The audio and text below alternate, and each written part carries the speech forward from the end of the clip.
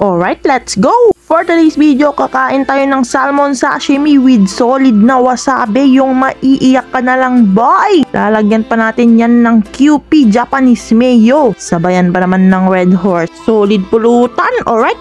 Isa sa mga pinakamasarap na isda na pang sashimi, ang pink salmon. Ano pang inaantay natin? Simulan na! Kailangan pala natin dito ng shredded na cabbage for the plating. At yung pink salmon natin, frozen yan mga kapulutan kasi walang ganito sa Pilipinas. Imported itong isda na to. Inugasan ko lang to mga kapulutan, then hinati ko ng paganyan, saka natin hihiwain ng pang sashimi. Ganyan lang kaliliit at kaninipis mga kapulutan. Pero depende sa trip nyo, kung gusto nyong mas makapal pa, pwede naman. Mas prefer ko ang hinihiwa to ng medyo matigas pa para hindi madurog. Kasi hindi naman ganun katalim yung kutsilyo natin. Para habang pinupulutan, nalulusaw na rin yung ice. Pero mas solid to kung malamig talaga mga kapulutan. Tapos sabayan mo pa ng ice cold na Red Horse. Sangka pa! Dito nga medyo mas malalaki yung hiwa natin ng isda. Kasi mas gusto ko yung ganito, yung nabubusog ako sa laki. Yun oh, solid yan mga kapulutan. Nag-plating na nga ako dito.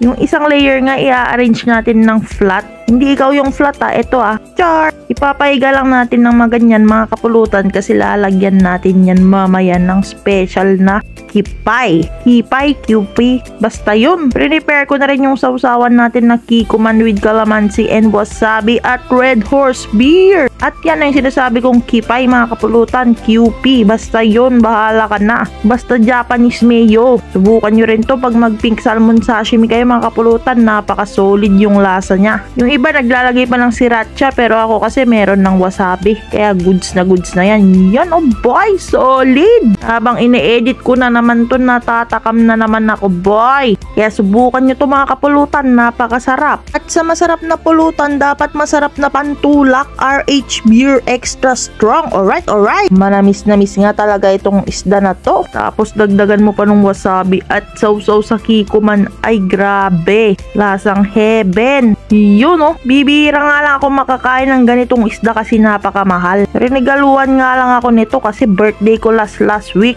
Late na nga yung regalo niya pero goods na goods pa rin. Masarap naman ang regalo mo. Shout out sa'yo. Ayaw magpasabi pero maraming salamat boy. Sa birthday mo ililibre din kita ng pulutan. Pulutan lang yung alak sa'yo na. Charot! Nakakita nga ako ng pineapple sa rep namin kaya nag-experiment ako. Red Horse beer with pineapple para may nakaka-high blood, may kontra-high blood. Tapos nahanap ko nga yung wasabi ko na kulay black. Yung mapapaiyak ka, hinahanap ko kasi to kanina pero hindi ko nahanap. At nandito na nga siya, lumabas na. Titikman na natin, grabe ang black wasabi. Maiiyak ka talaga dito boy. Pero grabe, kahit napakalakas ng wasabi na to, ito pa rin yung hinahanap-hanap ko na anghang. Yung papasok sa ilong mo yung anghang. Sa Ilocano, umagong. Maiyak-iyak ka na boy. Pero grabe, napakasarap mga kapulutan. Ang black wasabi. Saka ako titikman yung Red Horse with pineapple juice. Solid. Shoutout pala sa mga viewers natin from La Union, Ilocos, Pangasinan. Alright.